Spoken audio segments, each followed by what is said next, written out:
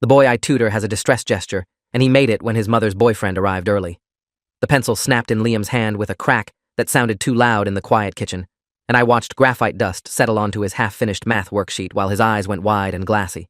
His other hand moved to his left ear, fingers touching it 3 times in quick succession, then dropping to scratch his neck twice. The gesture was so specific and deliberate that my stomach dropped before my brain had fully processed what I was seeing. We'd been working on fractions for the past 40 minutes, and Liam had been his usual focused self, carefully showing his work and asking thoughtful questions. Now he was frozen in his chair, staring past me toward the living room window where I could hear a car door slamming in the driveway. It was 3:15 in the afternoon on a Thursday, and his mother's boyfriend wasn't supposed to be home until after 6. I'd been tutoring Liam Ashford for about 5 months when I first learned about the signal. He was 10 years old, small for his age, with sandy blonde hair that always fell into his eyes, and he struggled with math in a way that suggested anxiety rather than inability. His mother, Rebecca, had hired me through the tutoring center where I worked part-time while finishing my master's degree in education. The pay was decent at $35 an hour, and Liam was a sweet kid who tried hard despite clearly being stressed about something beyond 4th grade arithmetic. Rebecca was a dental hygienist who worked irregular hours, and she'd explained during our first meeting that she needed someone reliable who could come to the house 3 afternoons a week when she was at work. She'd seemed nervous when she hired me, asking multiple questions about my background check and references, watching my face carefully when I answered. The signal had come up during our second week of sessions, completely out of nowhere while we were working on multiplication tables. Liam had looked up from his worksheet and asked if I knew what to do if he ever seemed scared, but couldn't say why. I'd been confused and asked him to explain. He'd demonstrated the gesture then, touching his left ear 3 times and scratching his neck twice, his small fingers precise and practiced. He said his mom taught it to him last year after she started dating Greg, her boyfriend. If Liam ever felt unsafe but couldn't talk about it directly, he should use the signal, and the adult with him would know something was wrong. I'd asked what kind of unsafe situations he meant, and Liam had gone quiet, picking at the edge of his notebook. Finally, he'd said that sometimes Greg got angry about things, and it was better if Liam could warn people without Greg knowing. The way he'd said it, so matter-of-fact and resigned, had made my chest tight. I'd made Liam show me the signal again and promised I'd remember it, then asked carefully if Greg had ever heard him. Liam's answer had been technically no, but the pause before he said it told me everything. He'd explained that Greg mostly got mad at his mom, that they argued a lot, especially when Greg had been drinking. Sometimes Greg would grab Rebecca's arm or push her, and once Liam had seen him shove her against the wall. Liam said his mom always told him it was fine, that adults sometimes disagreed, but she'd also taught him the signal and made him promise to use it if he ever felt scared when Greg was around. I'd wanted to call someone immediately, report what I was hearing, but Liam had made me promise not to tell anyone because it would make things worse. His mom was handling it, he'd said, and they were working on a plan. I'd felt sick agreeing to keep quiet, but I also didn't want to lose Liam's trust or make his situation more dangerous. Over the following months, I'd seen small things that confirmed my concerns about Greg. Rebecca often had bruises on her arms that she'd explain away as clumsiness or work injuries. She'd flinch sometimes when doors slammed or voices got loud. Liam would tense up whenever we heard Greg's truck pull into the driveway early, his whole body going rigid until we confirmed Greg was going to his workshop in the garage instead of coming inside. There were holes in the living room wall that Rebecca said were from moving furniture, but they looked exactly like fist-sized impacts to me. The atmosphere in the house changed when Greg was home, becoming heavy and tense, like everyone was holding their breath and waiting for something to break. I'd researched domestic violence resources and left some pamphlets in the bathroom where Rebecca might find them, but I had no idea if she'd seen them or what she was planning. Now Liam was using the signal for the first time, and my heart was hammering against my ribs as I heard heavy footsteps coming up the front porch stairs. The door opened without a knock, and Greg walked in carrying a 6-pack of beer and radiating the particular energy of someone who'd already been drinking before buying more. He was a big guy, probably 6'2" and solid, with a reddish face and thinning hair he kept in a buzz cut. He worked construction and usually came home dirty and tired, but today he looked angry, his jaw clenched and his movements jerky. He saw us at the kitchen table and stopped, his eyes narrowing as he looked from Liam to me and back. The air in the room felt suddenly thick and hard to breathe, and I noticed Liam had gone completely still, his breathing shallow and his eyes fixed on the table. Greg set the beer down on the counter with more force than necessary, the bottles clinking against each other. "School's done already?" His voice was loud in the quiet house, and I could hear the slight slur that meant he'd definitely been drinking. "Thought you had soccer practice on Thursdays, Liam." Liam's voice came out small and tight when he answered that practice had been canceled today because the coach was sick. Greg made a dismissive sound and grabbed one of the beers, twisting the cap off and taking a long drink. He was looking at me now with an expression I couldn't quite read, something between suspicious and hostile. "You're the tutor, right? The college kid Rebecca's paying to teach basic math a 10-year-old should already know." The contempt in his voice was clear, and I felt my jaw tighten. I kept my voice neutral and professional when I answered that I was indeed Liam's tutor, and we were just finishing up our session for today. Greg laughed, a harsh sound with no humor in it. Finishing up at 3 in the afternoon? You get paid by the hour, so I bet you're in no hurry to leave, huh? Must be nice, making easy money sitting around a kitchen table. I explained that our sessions were 2 hours long, and we'd started at 1:30, so we still had about 15 minutes left. Greg took another drink and moved closer to the table, looking down at Liam's worksheet with obvious disdain. Fractions. Jesus Christ, kid, this is baby stuff. When I was your age, I could do this in my sleep. Liam's fingers twitched toward his ear again, and I saw his eyes getting shiny with tears he was fighting to hold back. I tried to redirect the situation by suggesting Liam and I could move to the living room to finish up if we were in Greg's way. Greg shook his head and said we weren't in his way. He lived here and could go wherever he wanted in his own house. I noticed he'd said his house, not their house or Rebecca's house, claiming ownership in a way that felt aggressive and territorial. He pulled out a chair and sat down at the table with us, close enough that I could smell the beer on his breath and the sweat on his clothes. Liam was visibly shrinking in his seat, trying to make himself smaller, and every instinct I had was screaming that this situation was dangerous. Greg leaned over Liam's shoulder to look at the worksheet, and I saw Liam flinch when Greg's hand landed heavily on his shoulder. Show me what you're working on, buddy. Let's see if this expensive tutor is actually teaching you anything. The next 20 minutes were excruciating.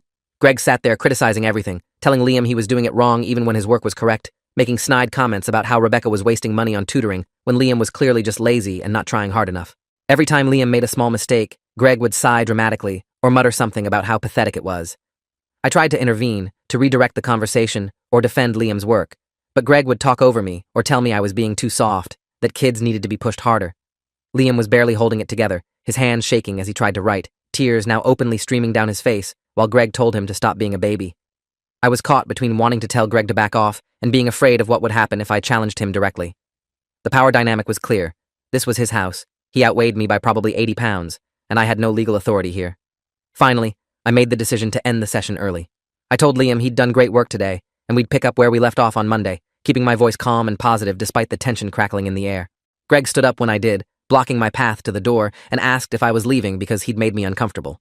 The question was a trap, and we both knew it. If I said yes, I'd be admitting I had a problem with him, which could escalate the situation. If I said no, I'd be lying and probably making it worse.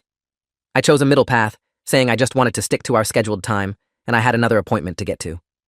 Greg studied my face for a long moment before stepping aside, his expression making it clear he knew I was lying, but was choosing to let it go for now. As I packed up my materials, I could feel him watching me, and Liam was still frozen at the table, not looking at either of us. I walked to my car on legs that felt unsteady, and as soon as I was inside with the doors locked, I sat there trying to figure out what to do next. Liam had used the distress signal, which meant he'd felt unsafe, and everything I'd witnessed confirmed that assessment. But Rebecca wouldn't be home for another 3 hours, and I had no way to contact her directly since we always communicated through the tutoring center's app. I couldn't just leave Liam there with Greg in that state, drunk and aggressive and clearly looking for a target for his anger. But I also couldn't go back in the house and demand to take Liam with me without legal authority or parental permission. I felt completely helpless, sitting in a driveway while a child I cared about was potentially in danger and I had no clear path to help him. I decided to call the tutoring center and explain the situation to my supervisor, hoping she'd have protocols for this kind of thing. The woman who answered, Diane, had been running the center for 15 years and had dealt with all kinds of complicated family situations. I explained what had happened as clearly as I could, describing Greg's behavior, Liam's distress signal, and my concerns about leaving him alone with an intoxicated and aggressive adult. Diane listened without interrupting, and when I finished, she was quiet for a moment before asking if I'd witnessed any actual physical abuse or direct threats. I admitted I hadn't, just intimidation and emotional abuse. Diane sighed and explained that without evidence of immediate physical danger, we couldn't legally intervene, but she'd document everything I'd told her and contact Rebecca as soon as possible to schedule a meeting about the tutoring arrangement. That answer felt inadequate and wrong, but I didn't know what else to do. I started my car and drove away from the Ashford house feeling like I'd failed Liam by not doing more. I spent the rest of the afternoon researching domestic violence resources and mandated reporting requirements, trying to understand what my legal obligations were as a tutor who'd witnessed concerning behavior, but not actual abuse. The laws were frustratingly vague, requiring reports when there was reasonable suspicion of abuse, but not defining exactly what that meant. Emotional abuse and intimidation weren't always clear-cut, and I worried that reporting without solid evidence would only make things worse for Rebecca and Liam if CPS investigated and found nothing actionable. I felt stuck between wanting to protect Liam and not wanting to trigger a response that could put him in more danger. Rebecca called me that evening from an unknown number, her voice tight and stressed. She apologized for what had happened with Greg, said Diane from the tutoring center had contacted her with concerns about the session.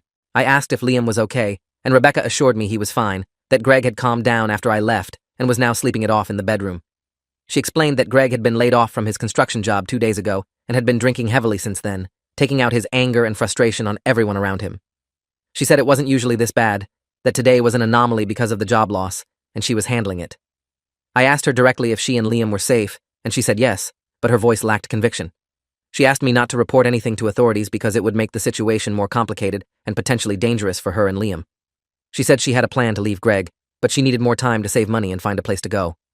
I wanted to tell her to leave immediately, to go to a shelter or stay with family, but I also knew from my research that leaving was the most dangerous time for domestic violence victims. The statistics were stark. Women were most likely to be killed by their abusers when they tried to leave. Rebecca knew her situation better than I did, and if she said she needed more time, I had to trust that judgment, even though every fiber of my being wanted to push her to act faster.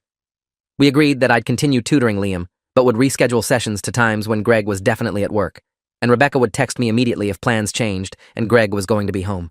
She thanked me for caring about Liam and for not overreacting and calling the police, which she said would only escalate things. I hung up feeling even more helpless than before.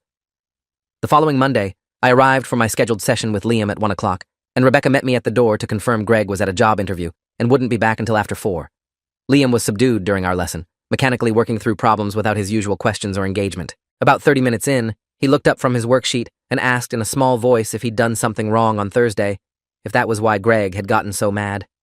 My heart broke as I explained that nothing was his fault, that Greg's behavior was about Greg's own problems and had nothing to do with Liam's math abilities or worth as a person. Liam nodded, but didn't look convinced, and I realized he'd probably been hearing the opposite message from Greg for however long they'd been living together. The damage being done to this kid's self-esteem and sense of safety was profound and ongoing. Over the next 3 weeks, I continued tutoring Liam twice a week, carefully scheduled around Greg's job search activities. The sessions were uneventful, and Liam slowly started to relax again, showing flashes of his normal personality. Rebecca seemed increasingly stressed, often distracted when I arrived or left, and I noticed she'd started parking her car on the street instead of in the driveway, like she was preparing for a quick exit. She'd lost weight and had dark circles under her eyes, and once I saw her looking at apartment listings on her phone before quickly closing the browser when I came into the room. I wanted to offer help, to give her money for a deposit or help her find resources, but I didn't want to overstep boundaries or pressure her into moving faster than was safe. Then everything changed on a Wednesday afternoon in early November. I arrived at 1:30 as scheduled, and Rebecca met me at the door looking panicked and rushed. She said Greg had come home sick from his new job and was sleeping in the bedroom, and she was sorry, but we'd need to cancel today's session. I could hear noise coming from the back of the house, footsteps, and what sounded like drawers being opened and closed, and Rebecca kept glancing nervously over her shoulder. I asked if she was okay, and she said yes in a tone that clearly meant no, but before I could ask anything else, Greg appeared behind her in the hallway. He looked terrible, his face flushed and sweaty, his eyes bloodshot and unfocused. He wasn't sick. He was drunk. Again. Greg pushed past Rebecca to stand in the doorway, blocking my view of the house interior. He asked what I was doing there, and Rebecca quickly explained that she'd forgotten to cancel the tutoring session. Greg's face darkened, and he said he was tired of coming home to find strange men in his house, tired of Rebecca spending his money on useless services for a kid who was probably never going to amount to anything anyway. Rebecca tried to de-escalate, her voice soothing and placating, saying we were just leaving and Greg should go rest. But Greg grabbed her arm, his fingers digging into her flesh hard enough that I saw her wince. He told her she didn't tell him what to do in his own house, and maybe it was time I understood some things about this family. The threat in his voice was unmistakable. I stepped forward without thinking, telling Greg to let go of Rebecca. It was the wrong move, escalating the situation when I should have been calling for help, but seeing him hurt her right in front of me overrode my better judgment. Greg's attention snapped to me, his eyes focusing with an intensity that made my stomach clench. He let go of Rebecca and moved toward me, getting right in my face, close enough that I could smell whiskey and stale cigarettes on his breath. He asked if I had a problem, if I thought I was some kind of hero who could tell him how to act with his woman. I took a step back, trying to create space, and said I just thought everyone should calm down. Greg laughed, a harsh sound that held no amusement, and told me to get the hell out of his house and not come back. Rebecca was pulling on Greg's arm now, trying to get him to back away from me, and he shook her off roughly enough that she stumbled. That's when Liam appeared in the hallway behind them, his small face pale and frightened. He saw the scene, took in his mother's fear and Greg's aggression, and his hand moved to his left ear. 3 touches, then 2 scratches at his neck. The signal. Clear and deliberate even though he was terrified. I met his eyes and gave him a tiny nod to show I'd seen it, and then I made a decision. I told Greg I was leaving, but I needed to get my materials from the kitchen table where I'd left them. He grudgingly let me pass, watching with suspicion as I walked through the house. Instead of just grabbing my bag, I pulled out my phone and quickly opened the voice recording app, hitting record and slipping it into my shirt pocket where the microphone would pick up audio. I walked back toward the front door, where Greg, Rebecca, and Liam were still standing in tense tableau. As I passed them, Greg grabbed my shoulder and spun me around, his face twisted with anger. He told me he knew my type, college-educated know-it-alls who thought they were better than working people, who judged men like him without understanding what it was like to struggle. His grip on my shoulder was painful, fingers digging in hard enough to bruise, and I could see Rebecca behind him mouthing, "Please just go," with desperate eyes. I told Greg I wasn't judging anyone, and I was leaving like he asked. He shoved me toward the door, and I stumbled, but kept my feet. As I left, I heard him start yelling at Rebecca about wasting money and disrespecting him, and I heard Liam crying. I had to force myself to keep walking to my car instead of going back inside. Once in my car with the doors locked, I stopped the recording. I had about 90 seconds of audio of Greg threatening me, grabbing me, and the beginning of him yelling at Rebecca. It wasn't much, but it was something. My hands were shaking as I pulled up the number for the domestic violence hotline I'd saved weeks ago. The woman who answered introduced herself as Patricia and asked how she could help. I explained the whole situation as coherently as I could manage, describing the months of concerning signs, Liam's distress signal, and what had just happened. Patricia listened carefully and asked clarifying questions about whether I'd witnessed physical violence. I described Greg grabbing Rebecca's arm and shoving her, his assault on me, and the clear fear and distress of both Rebecca and Liam. Patricia said that what I was describing definitely constituted domestic violence, and that I should report it to police, but she warned me that without Rebecca's cooperation, it might be difficult to get protective intervention. I called 911 immediately after hanging up with Patricia. The dispatcher asked about the nature of my emergency, and I explained that I'd just witnessed a domestic violence incident at a client's house and was concerned about the safety of a woman and her 10-year-old son. The dispatcher took down the address and my information, then asked if I believed anyone was in immediate danger. I said I didn't know, but that the man involved was intoxicated and aggressive, and that the child had used a prearranged distress signal. The dispatcher said she was sending officers to do a welfare check and asked me to stay on the line. While I waited, I watched the house from my car parked down the street, looking for any signs of escalation. The lights were on, and I could occasionally see shadows moving past windows, but I couldn't hear anything from this distance. 2 police cars arrived within 10 minutes, and I watched as 4 officers approached the house. 1 stayed by the vehicles while 3 went to the front door. There was a long pause after they knocked, and then the door opened, and I saw Greg standing there, his body language defensive. The officers spoke with him for several minutes, and I could see Greg gesturing and pointing, clearly arguing. 1 officer moved past him into the house, while the other 2 kept him occupied at the door. After about 5 minutes, the officer who'd gone inside came back out with Rebecca and Liam. Rebecca looked humiliated and frightened, her arms crossed over her chest protectively, and Liam was clinging to her side. The officers separated them, one taking Rebecca aside to speak with her privately, while another knelt down to talk to Liam at his level. One of the officers approached my car and tapped on the window.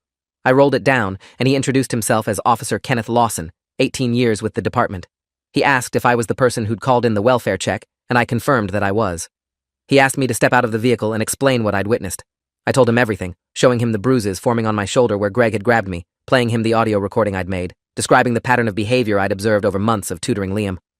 Officer Lawson listened carefully and took notes, his expression growing more serious as I talked. He asked if I'd be willing to give a formal statement at the station, and I said yes. He told me that Rebecca was claiming nothing had happened, that there'd been a minor argument but no violence, and that she didn't want to press charges or seek help. My heart sank. Officer Lawson explained that without Rebecca's cooperation, their options were limited. They could arrest Greg for assaulting me based on my statement and the visible injuries, but that wouldn't necessarily protect Rebecca and Liam long-term. He said that domestic violence cases were complicated because victims often protected their abusers out of fear or financial dependence or trauma bonding. He asked about Liam's distress signal, and when I explained it in detail, his expression darkened. He said that a 10-year-old having a prearranged danger signal was a massive red flag that suggested ongoing abuse, and that he'd be contacting Child Protective Services to open an investigation. I asked what would happen to Liam, and Officer Lawson said that depended on what CPS found during their investigation. But in the worst case, Liam could be removed from the home if they determined he was in imminent danger. I followed Officer Lawson to the police station and spent the next 2 hours giving a detailed statement to Detective Raymond Foster, a veteran investigator with the Domestic Violence Unit who'd been working these cases for 22 years. Detective Foster was thorough, asking me to describe every incident I'd witnessed or that Liam had told me about, taking notes on dates and times and specific details. He made copies of my audio recording and took photos of the bruises on my shoulder. He explained that they'd be filing charges against Greg for assault and battery based on my statement, and that the investigation would continue regardless of whether Rebecca cooperated. He said my testimony about the distress signal and the pattern of behavior would be crucial if the case went to trial, and he gave me his card in case I remembered any additional details. When I finally left the police station, it was almost 8 at night and I felt wrung out and exhausted. I drove home to my apartment and sat in the dark for a while, processing everything that had happened. I'd done the right thing by calling the police. I knew that intellectually, but I felt guilty and worried about what consequences my actions might have for Rebecca and Liam. If Greg got arrested, would he blame them? Would he retaliate? Would CPS take Liam away, putting him in foster care with strangers instead of with his mother? The possible outcomes spiraled through my mind, each one carrying its own risks and harms. I wanted to protect Liam, but I'd also potentially made his situation more unstable and frightening. The next morning, I got a call from an unknown number. When I answered, a woman's voice introduced herself as Monica Sterling, a social worker with Child Protective Services who'd been assigned to investigate the Ashford family. She had 12 years of experience with CPS and wanted to interview me about my observations of Liam and his home environment. We arranged to meet that afternoon at a coffee shop near campus, and I spent the intervening hours mentally preparing for the conversation. When I arrived, Monica was already there, a woman in her early 40s with kind eyes and a professional demeanor. She had a folder of documents in front of her and a digital recorder, which she asked permission to use during our interview. I agreed, and for the next hour, I told her everything I knew about Liam's situation. Monica took detailed notes, occasionally stopping me to ask clarifying questions or to request specific examples of behaviors I'd observed. She was particularly interested in the distress signal and asked me to demonstrate it exactly as Liam had shown me. I touched my left ear 3 times and scratched my neck twice, and she nodded gravely. She explained that prearranged danger signals were highly unusual and suggested that Rebecca was aware of an ongoing threat, but felt unable to protect Liam through normal means. Monica asked if I'd ever seen physical injuries on Liam, and I said no, but that he often seemed anxious and hypervigilant, especially when Greg was mentioned or around. She said that emotional abuse and living in an atmosphere of fear could be just as damaging to children as physical abuse, sometimes more so because the wounds were invisible. Monica explained the next steps in the CPS investigation. She'd be conducting home visits to observe the family dynamics and interview both Rebecca and Liam separately. She'd be checking school records for any reports of concerning behavior or injuries, and she'd be coordinating with Detective Foster's criminal investigation. She said that CPS's goal was always to keep families together when possible, but the safety of the child was paramount. If they determined that Liam was at imminent risk in the home, they could seek an emergency removal order from the court. I asked what would happen to Liam if he was removed, and Monica said he'd be placed with relatives if available, or in licensed foster care if not. The thought of Liam being torn away from his mother and placed with strangers made my chest ache, but I also knew that staying in a home with an abusive man wasn't safe either. Over the next week, I tried to continue with my normal routine, but I couldn't stop thinking about Liam and Rebecca. The tutoring center had suspended my sessions with Liam pending the investigation, which I understood but hated because it meant I had no way to check on him.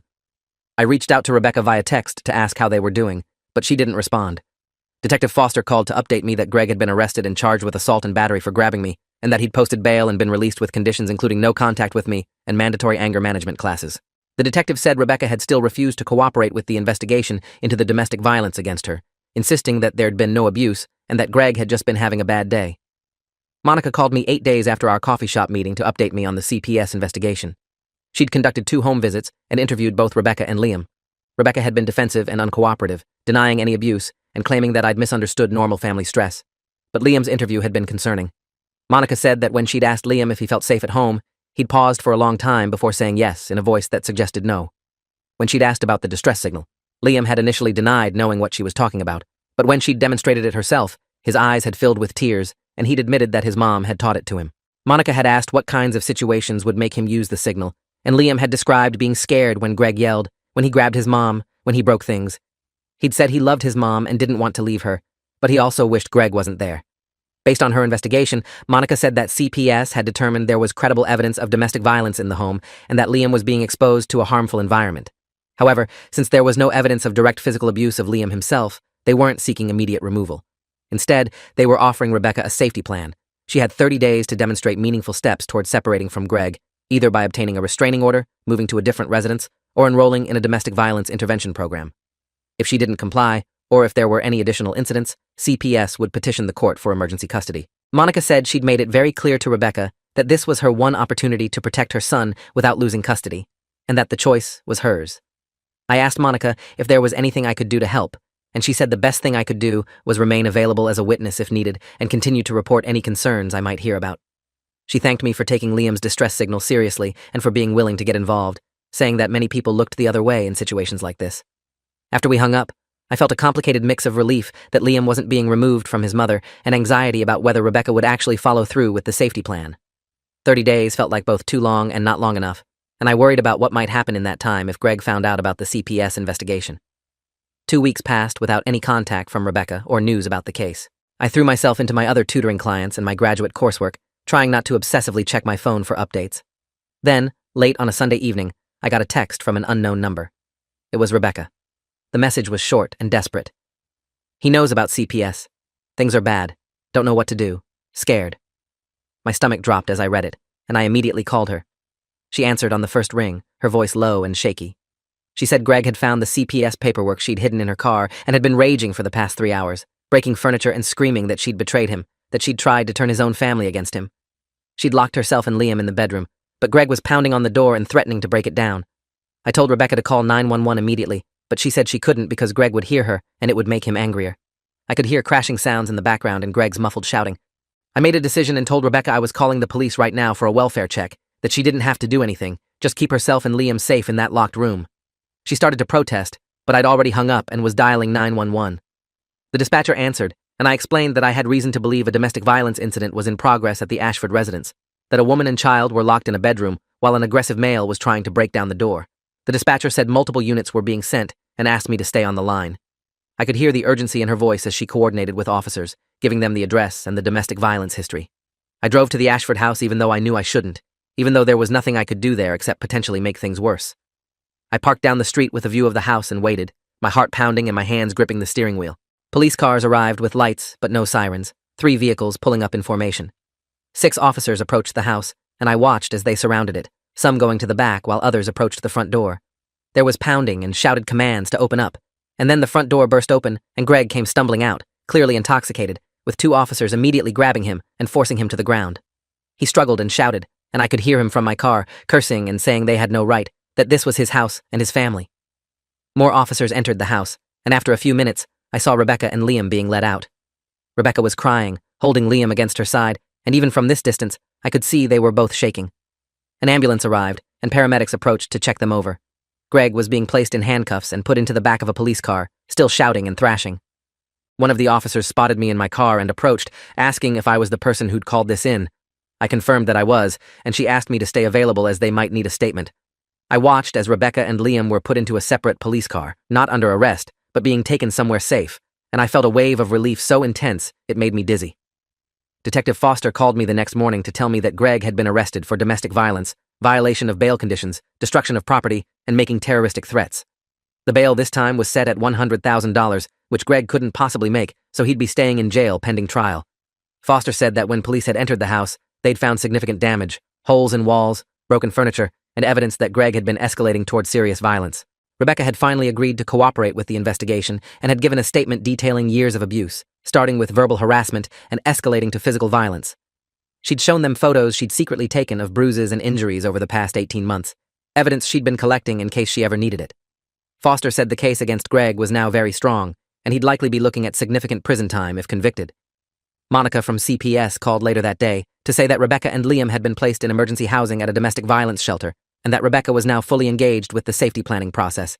She'd filed for a restraining order, which had been granted, and she was working with an advocate to find permanent housing and employment that could support her and Liam independently.